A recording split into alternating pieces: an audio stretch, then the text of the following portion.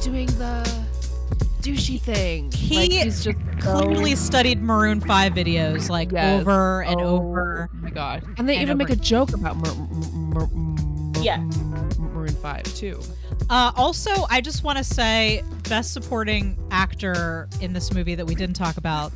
I don't know what his name is, but the other guy in the band. Yes. That guy with the eyeliner.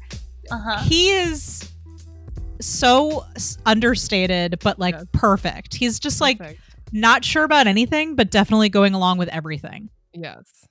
I absolutely love him in this movie. I feel like, are those guys actors or are they real band? I feel like I looked this up once, but I'm not entirely sure. They're actors. They look like they act like actors. They're good. Yeah. They seem like they're actors.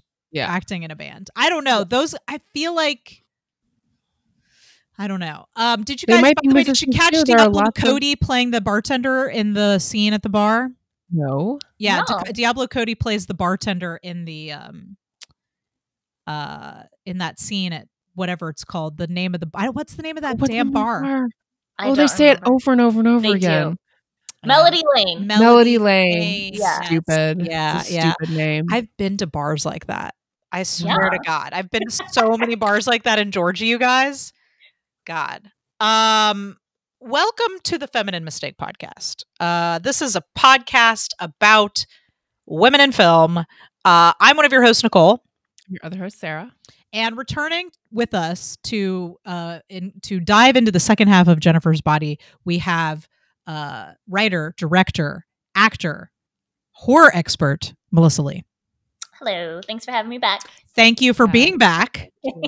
So since it's my favorite holiday season, or as my sister likes to call it, Spooky Christmas, I thought maybe we could talk about our favorite horror movies. So what I would like to get from each of you is 2 of your must-haves, gotta watch during October. You have to watch them every October. And then one that maybe you'd like to recommend that maybe not that many people, you think maybe people haven't seen it. So that we can all, get into the holiday spirit. Let's start with Melissa. Sure. 2 must-haves. Trick or Treat.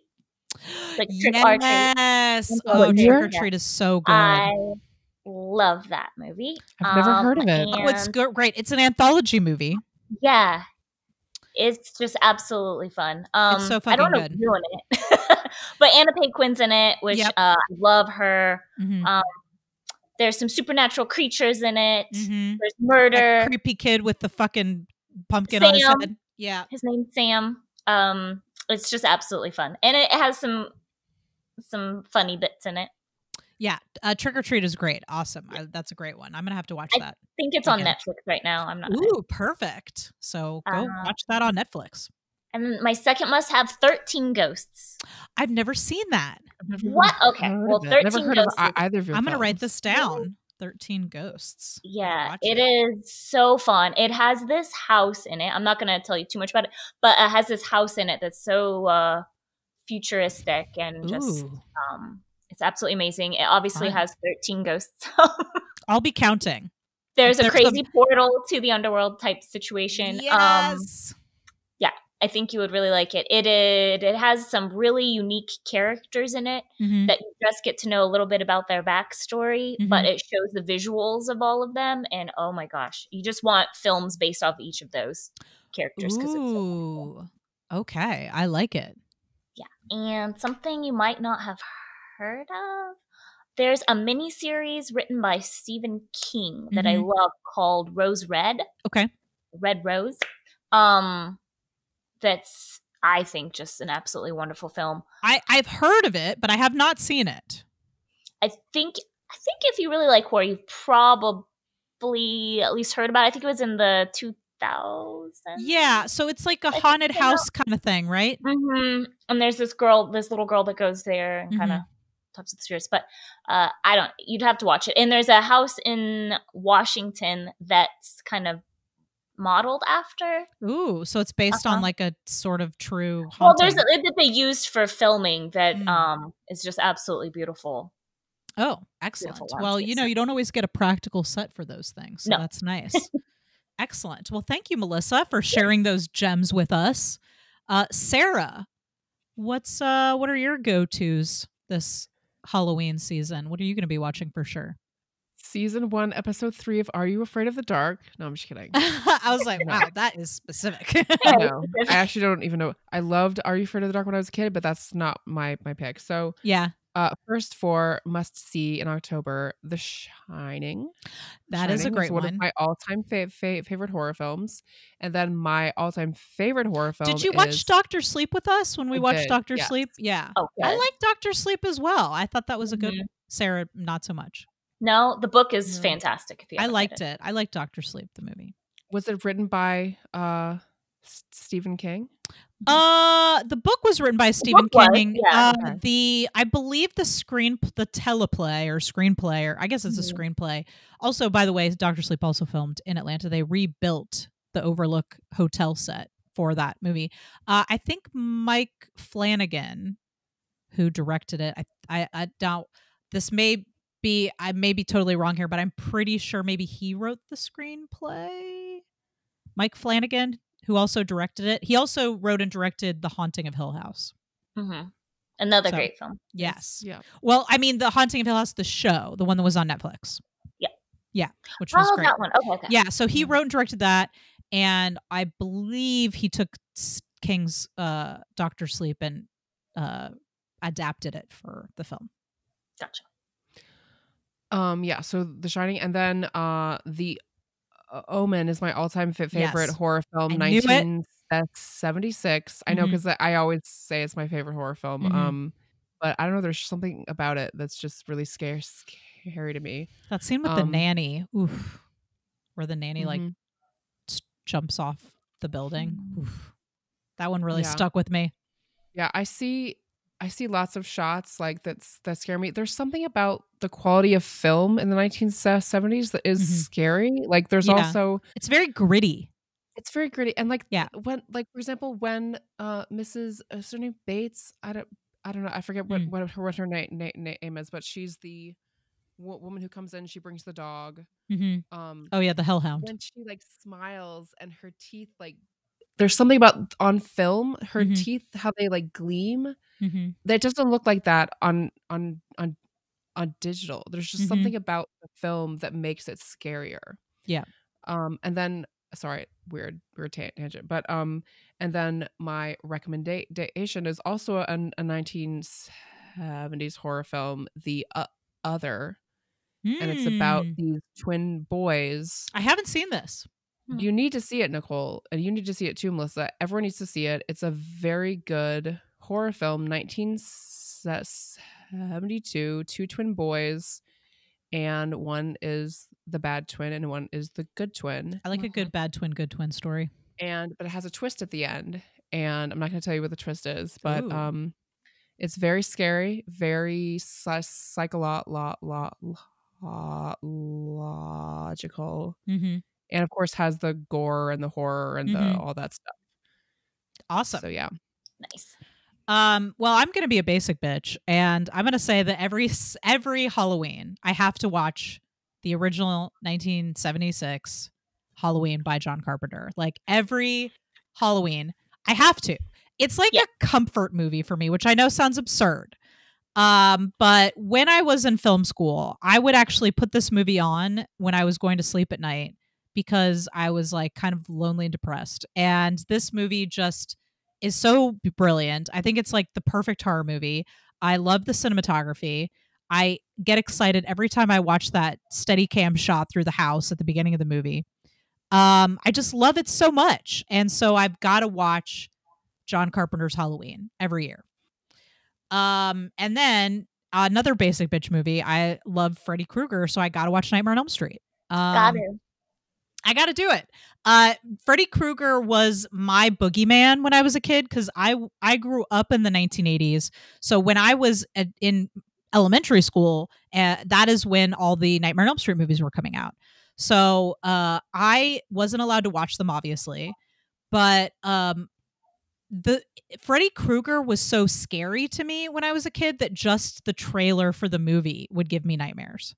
Like I had nightmares about Freddy Krueger constantly, and I didn't even see a Freddy Krueger movie. I mean, I guess the first time I saw a Freddy Krueger movie was probably when I was like 8, but it was not because my parents wanted me to. Like, it was just on TV, and I watched it like in my basement, like in my parents' like office.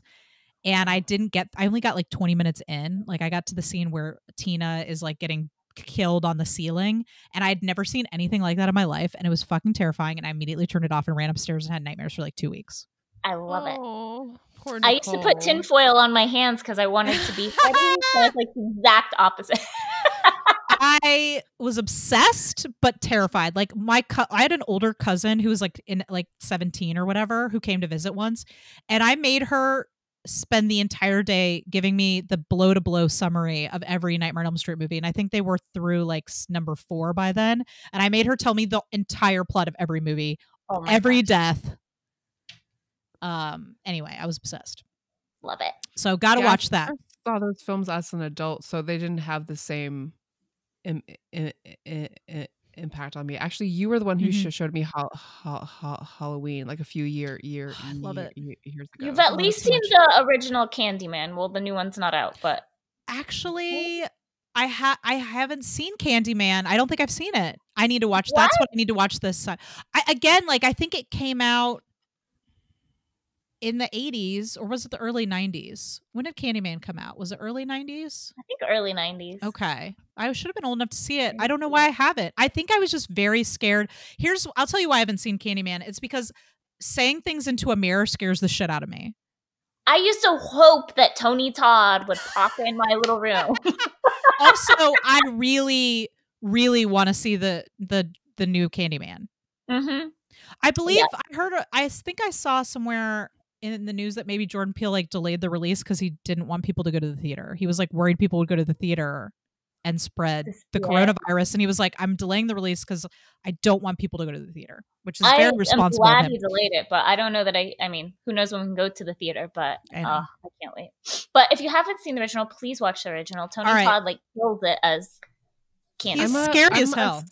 I'm a psych thriller girl. I don't really like the slasher. But Candyman is about something deeper than that, though.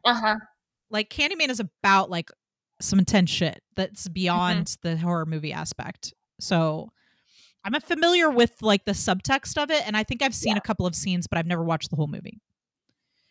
Also, I remember that bees. Like, I remember the scene with the bees. Like, I remember that. That's in Candyman 1, actually right? got filmed a lot filming that. Oof, that's terrifying. All right, so those are my 2 go-tos, and I'm going to watch Candyman this October. The one I'd like to recommend is a indie film that really I don't think made a lot of noise when it came out. It's called Resolution.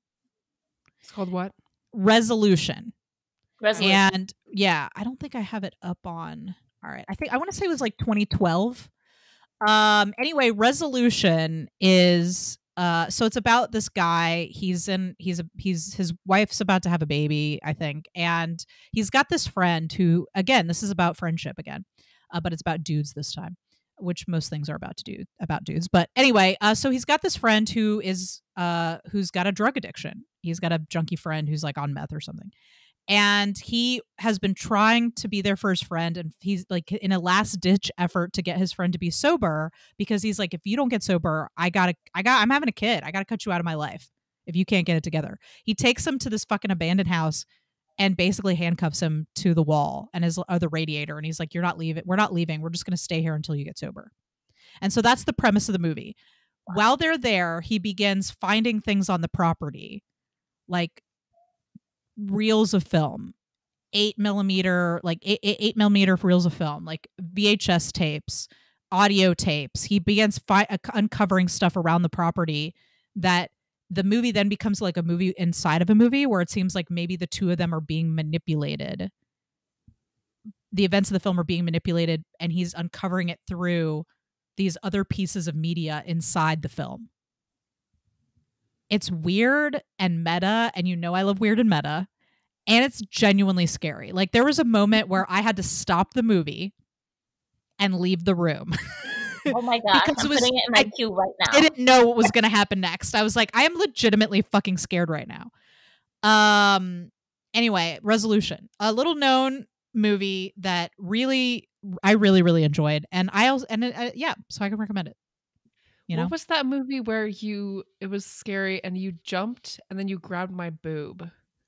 You like that describes a lot of movies that we've seen. Like popcorn. It was like was that God, was that Summer of '84?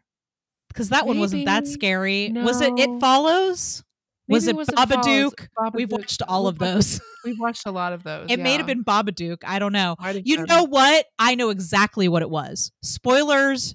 I know exactly what you're talking about, Sarah. Spoilers for Haunting of Hill House. Because it was Haunting of Hill House. And it was when we were watching Haunting of Hill House. By the way, I'm about to say a big spoiler. So if you haven't seen Haunting of Hill House, turn it off and skip forward like 3 to 5 minutes. Or just 3 minutes. I'm not going to talk about this for 5 minutes. Anyway, it's the scene where the sisters are arguing in the car and they're on their way to the house. And the youngest sister is a ghost and she like comes into the car and like screams between them. I nearly shit my pants. It was like comical. I think we were eating something and like I tossed my food in the air and reached like my hands reaching for purchase in this world and I just like squeezed Sarah's boob on accident. It was so great. Like I was just like I would never seen it so she knew that this was that scene was coming. Yeah. I screamed so loud. Yeah. It was so cute. I love it. Okay. Wow, that was real fun. I've got some things written down here to watch, so thank you guys for your suggestions. Yeah, awesome. Shall we get into talking about Jennifer's body? Yes. Okay. I am ready. All right. Let's dive right back into it. The house is a mess, Jack. The kids are a mess, Jack. You're a mess, Jack. You have been a total bitch ever since you came to New York. You seem sort of distant. Let's just do it, man. You look stupid and rich. Stupid and rich. Fascist. All right, let's get into it. Can I do like a complete random question? Absolutely. Yes. So the knife. So first of all, let's the Bowie knife. At the very beginning, they was set a good David Bowie joke, by the way. It was so good. He's like, Bowie, cool. At the very beginning of the film, they set up how Devil's Kettle is like a waterfall or like a whirlpool. Well, there's a whirlpool that goes into, and they don't know where. Yeah, and nothing ever comes out. They can't find it. During this scene, he tosses the Bowie knife into the whirlpool, and then at the very end, the knife pops up somewhere. Yes. What do you think that means? Well, if you look very carefully, the balls that were sent through the hole are there as well.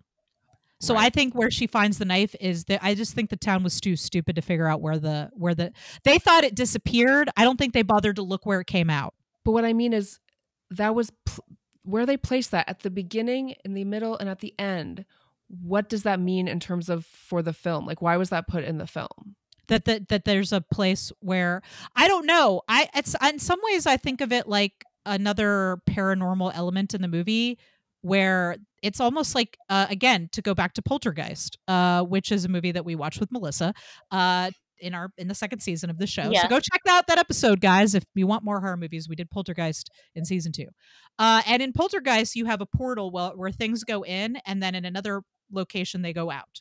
And so in keeping with this paranormal universe, I feel like, yes, scientifically you could think that there's just a place where this stuff spits out. So maybe Devil's Kettle is some kind of portal to hell where things go in and come out exactly where they're needed, which in the case of the knife is it comes out near where Needy is walking back from, I assume, a high security mental facility. It didn't seem like a prison.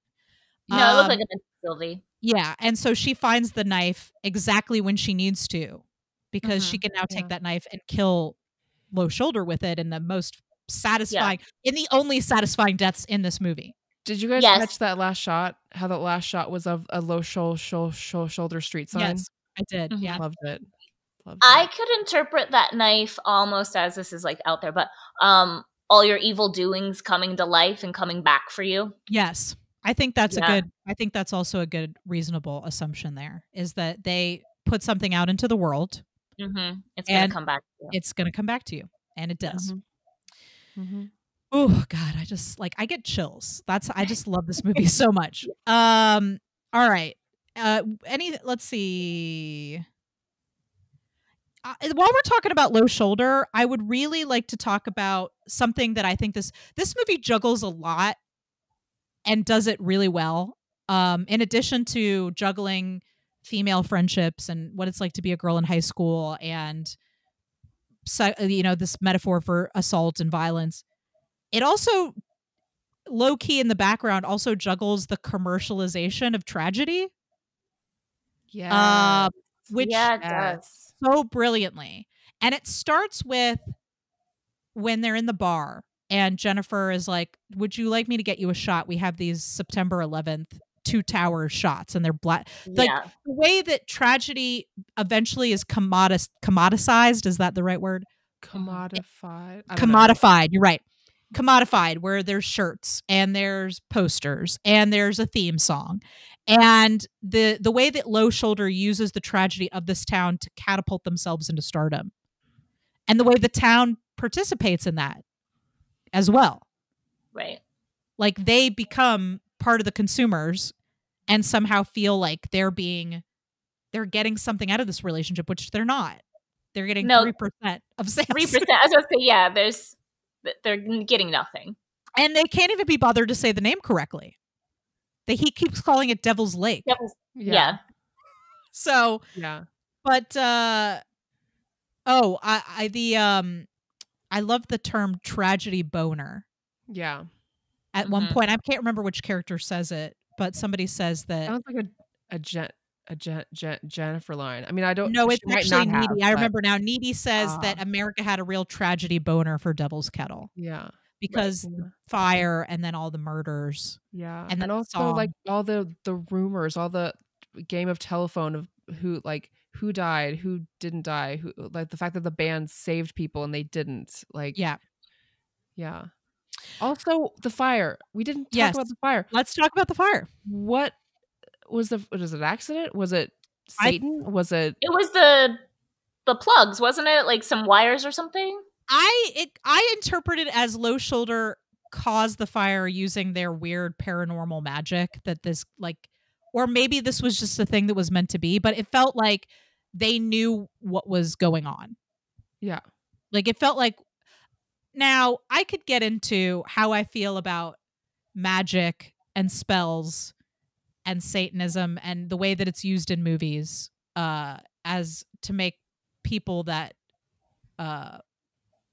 who follow that as part of their spirituality to make them scapegoats. Like we could talk about that.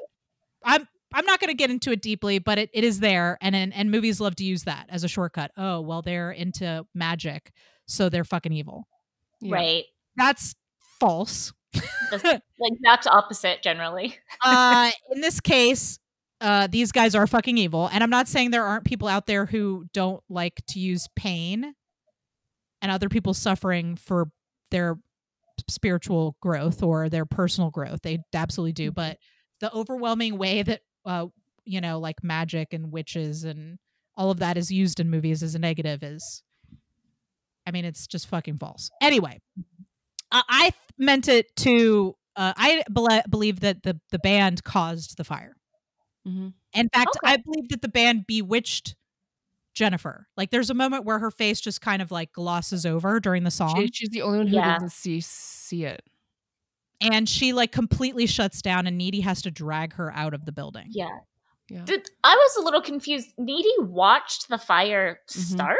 Mm-hmm. Yes. And then she watched it like travel, but she never says anything. Yeah. And that's what makes me think it's a supernatural fire. Because like like you'd have to set things that would catch fire in that very methodical way. It's that's over the top fire. Like people are burning to death in a very over the top way. Yeah.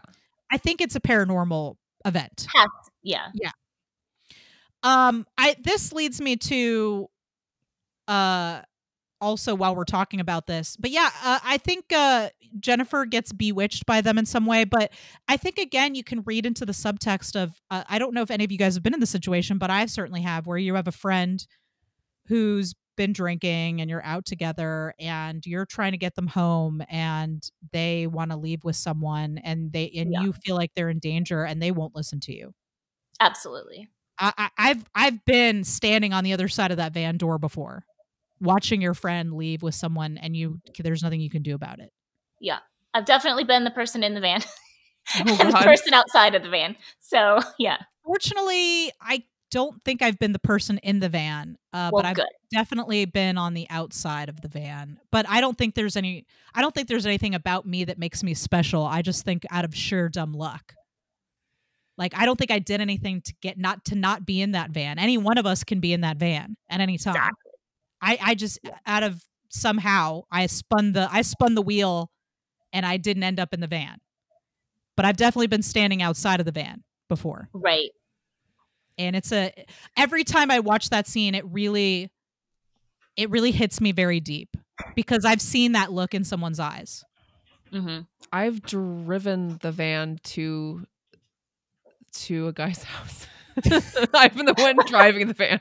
Wait, driving a helpless woman to a man's house? Yes. What? Driving me, the helpless woman. Oh, I was like, are you kidnapping people, Sarah? Is this like, are Sarah, you is there something you want to tell us? I owned the van and the girl inside was true. me. Sarah did actually own a van that we used to drive all of our film gear around because it had no fucking seats in it. It was just an empty van. Do you remember this, Melissa? She drove this old ass van and there were no seats in it, so we just loaded up all the film gear in it. I feel like I remember this van now. And is it still alive, this van? Yes, it is. My mom drives the van, but now it has seats because we need to take the dog. Oh, okay. So the dog gets all buckled up and yeah. So Sarah's like, I'm the sad person. Nobody's watching me. I'm just shutting the door on myself. So fucking sad. But there was a person in the van with me. I'm just saying that I was the one who took. Okay, I'm putting myself in this situation. Like, yeah. Sorry. Yeah. All right, Sarah, you got something else on your list? The dialogue of Jennifer, like the things she says. I love her voice. Like, yes. Can we just very strong voice? Can we just give Megan Fox all the props for a second? Her performance is magnificent. It really is. Just yeah. The dialogue is perfect. But Megan Fox's performance is because it's easy. It's easy to cast somebody in that role to be just like charismatic and beautiful and the man eater or whatever.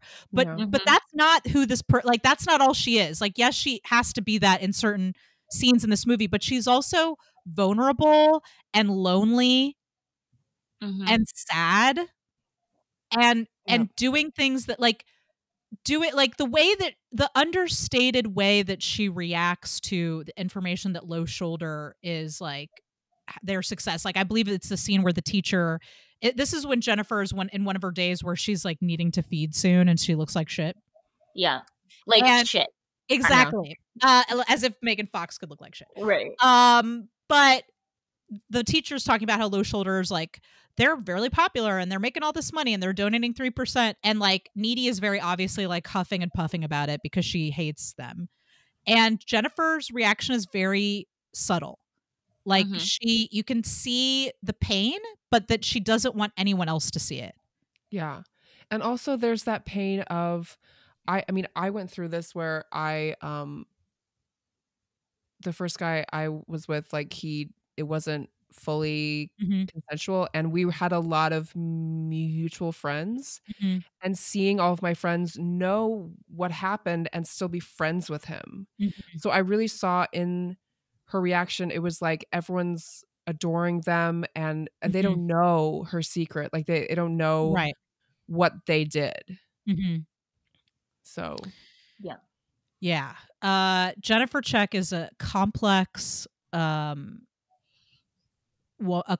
character who is written in the tradition of these femme fatale types that men have been writing for ever.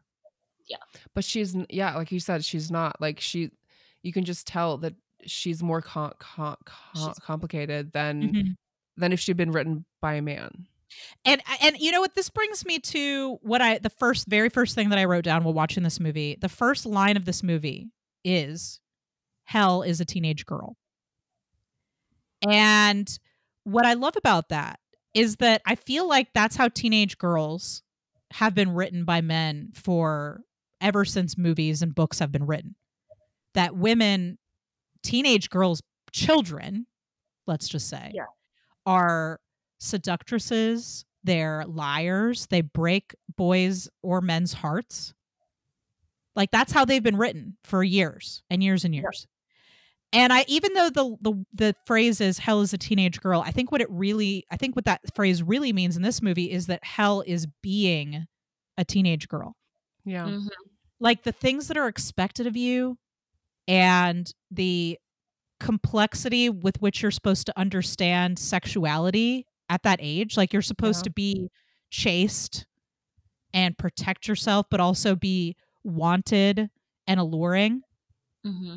Mm-hmm. Like, all the things that you don't fucking understand about sex. And so I think that to have this character who is basically a femme fatale, that's how she would have been written normally by a man, right? Mm-hmm. Who is complex and broken and powerful. Like, there's something very powerful about that scene where she's swimming through the lake right after she is. Yeah.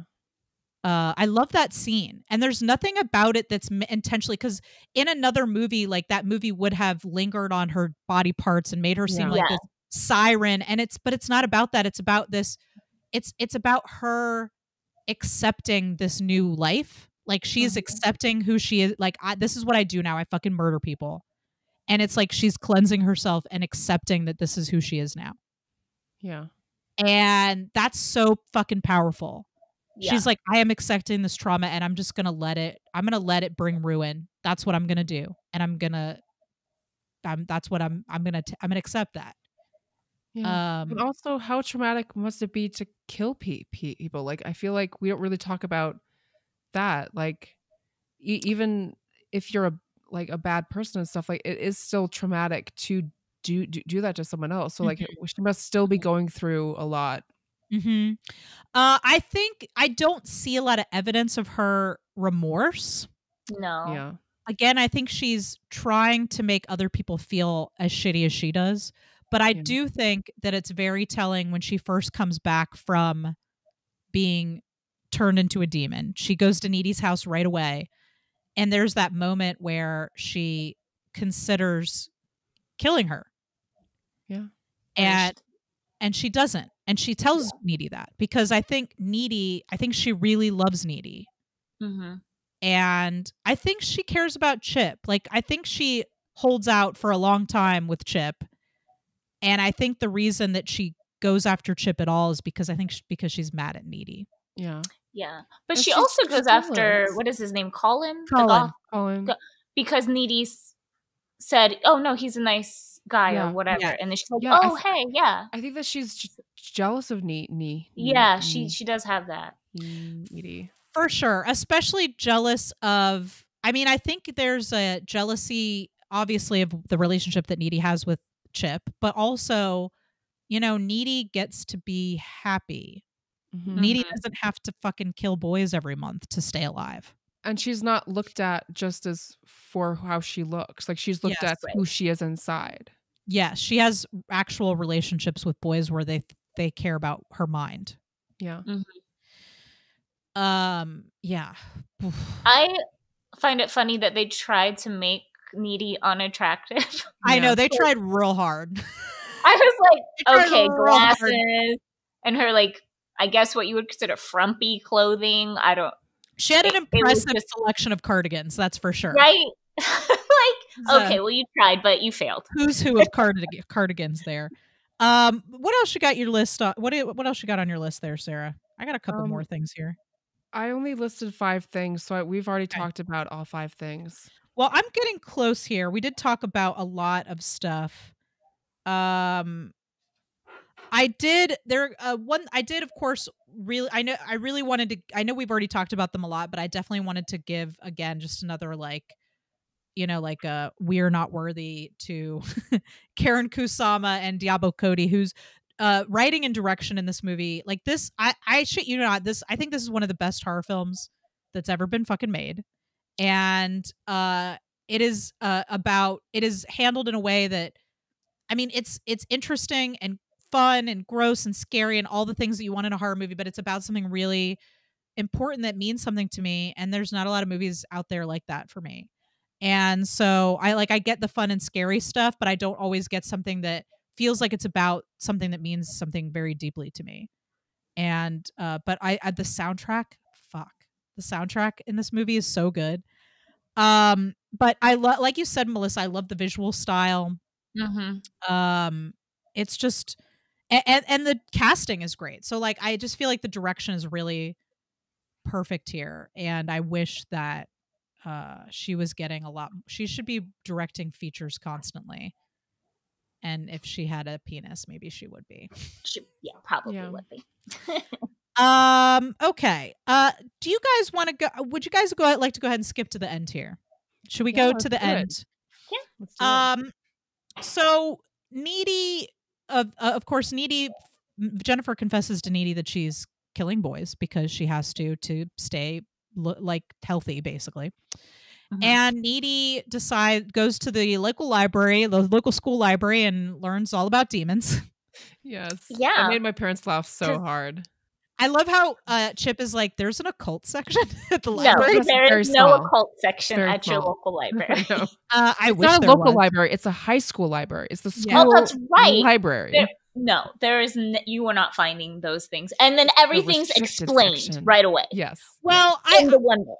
I'm okay with it. Like, I feel like we need to get some information. I think if you knew more about the mythology of demons, probably you would already know that, but I don't, so I needed it explained to me.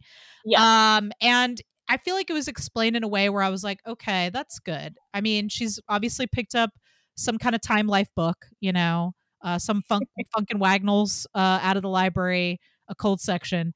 But she tries to explain to Chip what's going on. He doesn't believe her, and she breaks his fucking heart by telling him that she's not going to go to the dance with him. I'm like, come on, you could at least go. Like, you're not. That's something that I don't understand with certain characters in movies, that they're trying to protect someone, so they do the thing that would lead that person to do what they don't want them to do. Sure, but she's also a teenage girl. That's true. Right. That's true. And Jennifer has brought up wanting to eat Chip a couple of times now. Yeah. So I think that Needy has caught on that Jennifer is trying to use Chip against her. I think she's caught on, and I think she's distancing herself from Chip because she feels like her relationship with Chip is dangerous to him at this moment. But in doing that, she makes it possible for Jennifer to get in to Chip and like make him doubt his relationship with Needy. That's true. She says that Colin and Needy were porking on a semi-regular basis. I love these lines. Chip's like, I love the way this whole thing plays out. First of all, he doesn't immediately accept it. So Chip is walking to the dance by himself with his sad little corsage. Gives him the pepper spray and is like, oh yeah, he just went for a walk. He does it all the time. Like, if you're like, don't let him walk. Like, give him a ride. I'm sorry. That was just one of my things. Maybe she offered, but he said no. I don't know. Yeah, it seems like he probably should have walked with someone. But he lied and said that he was meeting Needy. That's true. Yeah. So. And he's been working out on his Bowflex, guys. Oh my God, that line. I wrote that down. I wrote that fucking line down. He says, I can take care of myself, Mom. I've been using the Bowflex. I love the pictures his mom takes with his little sister. Oh, this whole Chip storyline just guts me, you guys. So cute. What was that housewares term that you used before, like from the house show? About gutting? Gut job. A gut job. I feel like every scene with Chip in the last like 40 minutes of this movie is like a gut job for me. Yeah. No, but the thing is, he doesn't seem like a dream boy. Like, he seems like a real, like, this could be a real boy who's just fucking amazing. Yeah, he's a great guy. And he doesn't believe, like, so he's walking by himself. Needy has gone to the dance in the best, weirdest fucking crazy outfit I've ever seen. You wore for like in high school musicals for things set in the 80s. Like, we wore stuff like that. It's a monstrosity, but I feel like I would have done the same thing where like I was like, I need to be pretty now, so I'm just gonna go way over the top. Yeah. And then the hair, just everything that went with it. The burning curling iron. It's like, oh, it's so great. Hey, I think it looked good. She looked great. I thought she looked amazing in it. But she goes to the prom or whatever it is, the dance, to essentially keep an eye out on Jennifer because she, as she says, it's going to be an all-you-can-eat buffet. And Jennifer is going to just, but what she doesn't count on is that Jennifer's going to intercept Chip on his way to the dance. Yeah. Yeah. And but when she tells him that Needy's been cheating on him, he doesn't immediately accept it, which I think is really beautiful and very real. Like he's like, he knows her. He doesn't think this sounds like something she would do. And he doesn't accept it right away. Until he does. Yeah. Yeah. Well, I mean, also, like, he doesn't fully. Raging hormone. He doesn't fully. But also, I did like how the actor played being kissed. Because, you know, a lot of times in movies, it's like the woman kisses the man or the man kisses the woman. And it's like, there's like a moment of hesitation. But it's like, oh my gosh. I feel like no, he really, does not want to do it. He really played it like, oh, maybe. Like it's happening to him. Yeah. For a while until they're under the tree or whatever. And then she's saying things like, tell me I'm better than Needy and like stuff like that. And he's like, why? Yeah. I thought that was great that he was like, I don't need to say that. Like that's, still, yeah. And so eventually she lures him to this weird abandoned pool, which what a great set piece. Very great. Yep. Oh my God, with the vines and the graffiti and like. How is that place allowed to exist on school grounds? I don't think it's on school grounds. It's on his way to the school. Okay. Yeah, I it thought looked it was like it was in a park or something. Old school pool, but I guess not. He was walking through a park, I believe, on his way to the school. A dark park, you know, when boys are getting murdered, as you do. Right. That's what I would do if I would. But teenage boys are dumb. They are. So I think it's right on brand, to be honest. Yeah, that's true. So let's talk about the ending here. Needy senses that Chip is in danger. She runs to his aid. Yeah. And I love the scene where they're just sitting on the edge of the pool and Jennifer's like, I feel so empty inside. And he's like, so do I. It's like they're not even like into it. Like they don't, neither one of them want to be here. Yeah. Right. And yet here we are. And it's not until she kisses him and he rejects her that she really like goes fucking crazy. Yeah. Heartbreaking. And then Needy bursts in and sees that Chip has basically like his neck has been all shoot up, and it's like too late for him, but he stays alive for a while. He does. I had hope. Yeah. I really thought he was gonna live. I didn't. It looked like it for a second. There's a picture of him at the mental institution, so it's not looking good. As though something bad has happened to him. Yeah. She's definitely got a photo of him. But yeah, I had hope that maybe he'd survive, but although he does stab Jennifer with a pool cleaning pole before he passes out, which, God, what a great scene. Like Jennifer and Needy are just yelling at each other about their whole friendship, and he just stabs she's like, I'm gonna eat your soul and shit you out. And he just stabs her with and it's like Chip is boyfriend goals, you guys. Like he is there is no better. Is there a better boyfriend in horror movie history than Chip? No. I don't think there is. Boyfriend in human history. I don't think there is. The best. I think Chip is the best boyfriend, even though he's a teenage boy. Yes.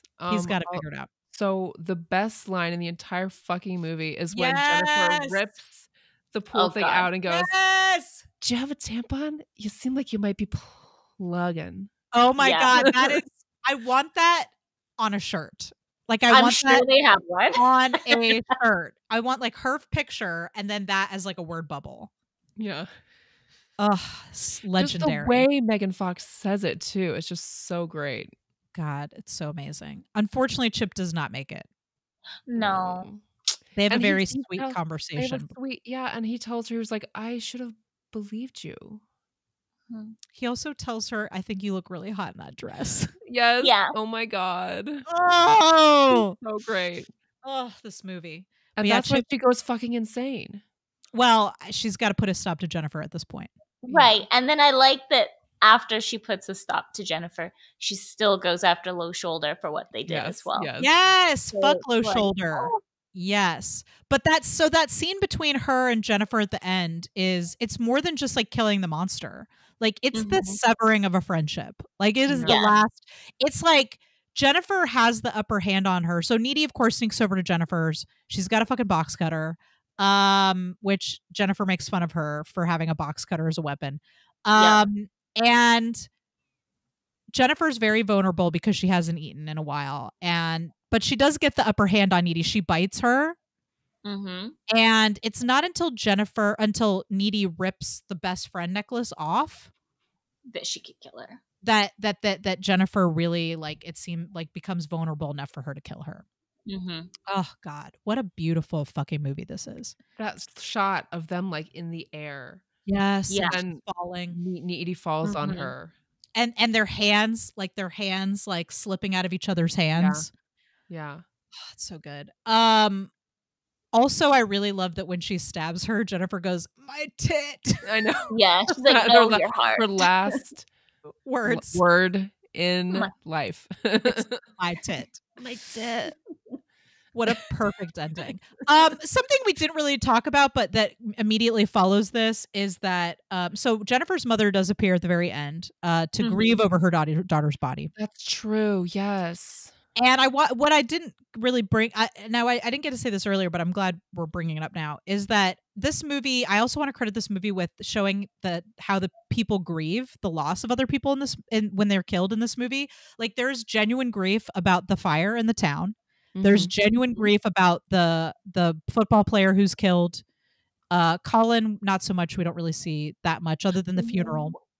Yeah, I was gonna say the funeral scene is in the regular cut, right? It is, but there's more of it. I think there's more of it in the extended cut, which I've also seen. Does his mom talk in the? Not in the original cut, no. Okay. I watched the one where the mom talks. Okay, that's the extended cut. Extended cut.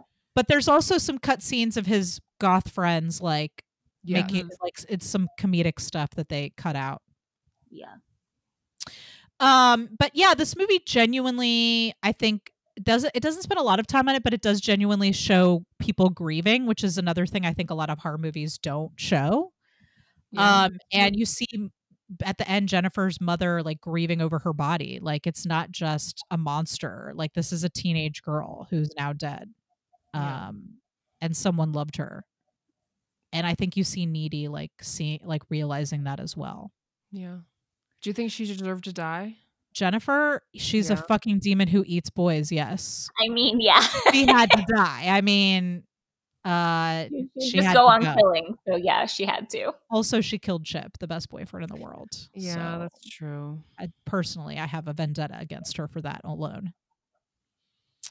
All right, so final thoughts on Jennifer's body. I loved it.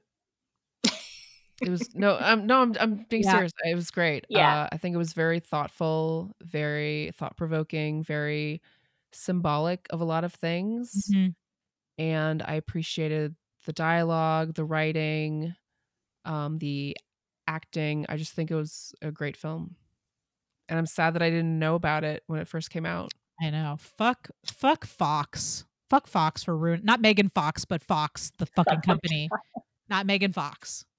The company Fox. Yes. Who released this movie in 2009. Melissa, any final thoughts on Jennifer's Body? You know, I think it's a really well-rounded film. It's well cast. The choices in it are just strong and wonderful. Yeah. The visuals are, I think, absolutely wonderful. So good. So yeah, just overall, I love it. Yeah, I don't have too much to add there. I guess what I'll say is, if you haven't seen this movie, I highly recommend it. Or if you haven't seen it in a while, watch it again. I think this is a movie that I could watch. This is going to go into my regular rotation every October now, and it's brilliant. I think it will. I mean, aside from some jokes that don't hold up, I think the movie itself will continue to hold up over time. And it's a brilliant film that really the world maybe wasn't ready for when it came out. All right, so do you guys want to do the Bechdel test? Sure. Ready. I think this is going to be pretty easy. So does this film have more than one female character in it? Yes. Yes, it has a lot, actually. There's kids, there's moms, there's some lady cops. The bartender's a lady. It's one of those movies where all these movie roles that I think would be generally populated by men are populated by women instead. Yep. Which is fucking great.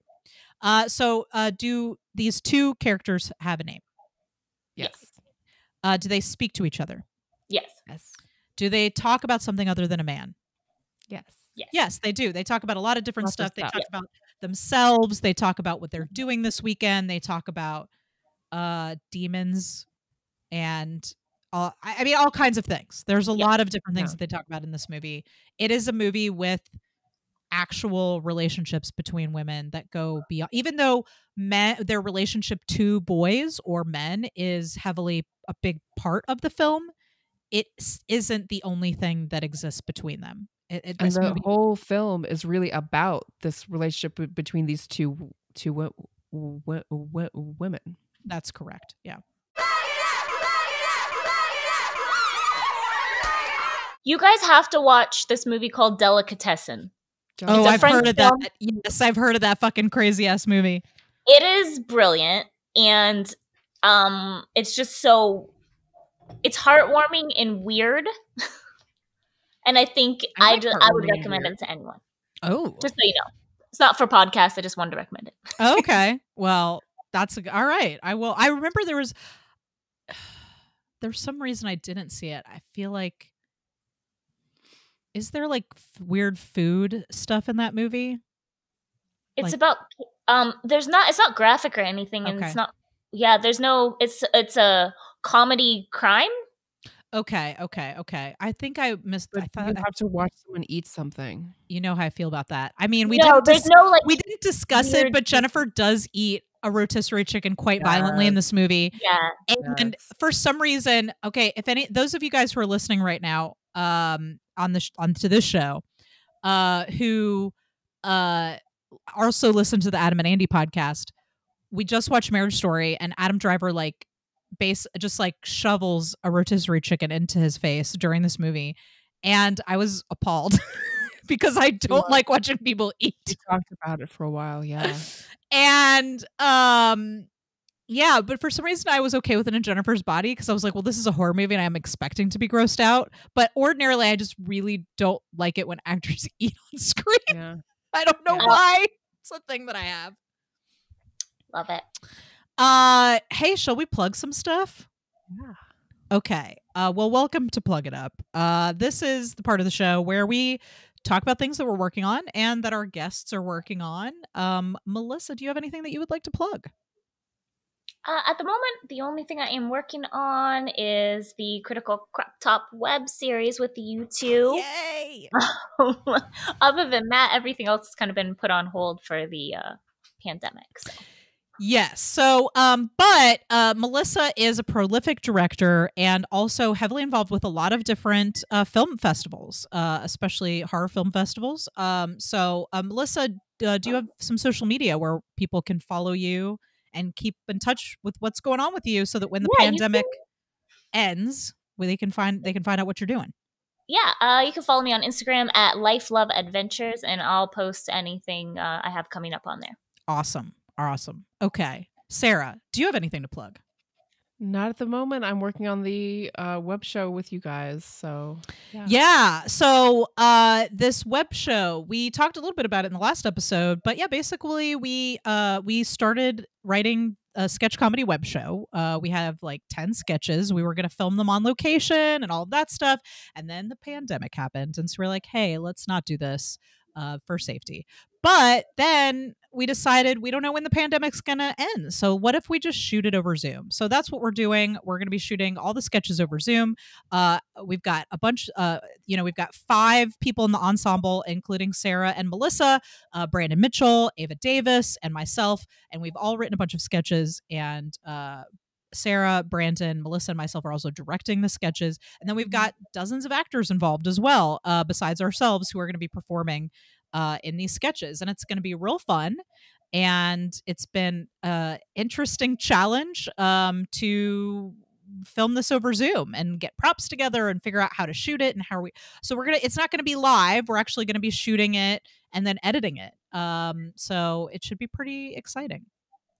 And if you guys want to check that out, you can just follow Critical Crop Top. Of course, Critical Crop Top is the production company that produces this podcast, as well as a lot of other stuff like comedy shows and web series and things. We have a YouTube channel, Critical Crop Top on YouTube. So subscribe to that YouTube channel, and not only will you be one of the first to know when those sketches start coming out, but also you can enjoy the sketches that we've been uploading from our archives from our live show, and you can enjoy the vidcast of this podcast. So check us out on YouTube, Critical Crop Top, and of course you can find Critical Crop Top on Facebook, Twitter, and Instagram at Critical Crop Top. Let me take a deep breath before I plug the next thing. Also, Sarah and I do a show, as we just mentioned, called the Adam and Andy podcast. So if you'd like to hear me bitch about rotisserie chicken, and talk about Adam Driver's hair, we just did Marriage Story. He's got it bad for Adam Driver for sure. Oh my God. How can you not? His hair is perfect. Anyway, that's not what this podcast is about. But if you want to hear me talk about all the reasons why I'm obsessed with Adam Driver and Andy Samberg. Let's not forget Andy, for real, and his hotness, his legitimate hotness. So we have taken these 2 hot actors and combined them into one absurd show. It's called the Adam and Andy podcast, where we only watch Adam Driver and Andy Samberg movies. The next movie we're watching is an Andy Samberg movie called Celeste and Jesse Forever. And you can find that podcast on Spotify, Stitcher, Apple Podcasts, all the things. And you can follow us on social media at Adam and Andy Podcast on Facebook and Instagram, and on Twitter at Adam Andy Pod. Yes. Also, we'd love to hear about. Keep it going. We would love to hear what you thought about Jennifer's Body. We'd love to hear what your favorite horror movies are, and or any suggestions you have. We are always happy to take. Sometimes our fans send us suggestions about movies we should do on the podcast. I don't believe we've picked a November film yet as of this recording. So send us your suggestions for what we should cover on the show. You can find this podcast, the Feminine Mistake Podcast, on Facebook and Instagram at Feminine Mistake Pod. And you can find us on Twitter at Femmistake Pod. And that's it. That's all I got. Sarah, are we doing too many things during this pandemic? No, we're not doing enough things. No, you can't. can't. Add one more thing. What would that one more thing be? The John Krasinski just John podcast. Just John podcast where we only watch John Krasinski movies.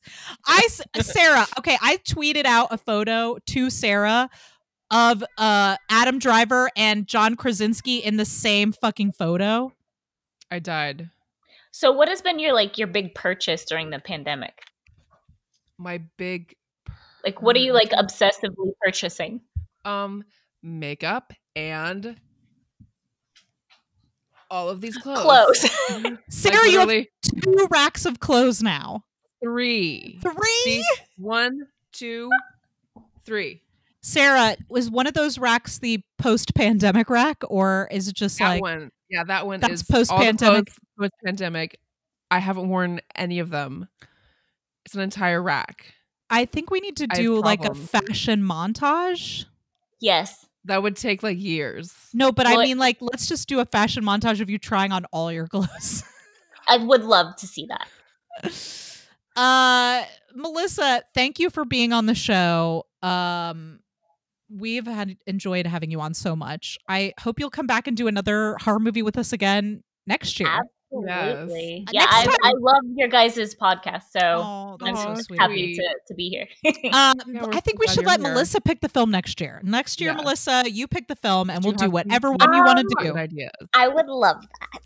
Yes, I'm excited. I can't wait. Candyman surprise. Ooh, Candyman. No, let's do. Whatever you want to do. Maybe we'll do 13 Ghosts. It's Melissa's choice next year. Please watch that. That's what we'll be doing. So everybody have a happy and safe Halloween. And thanks for listening to the show.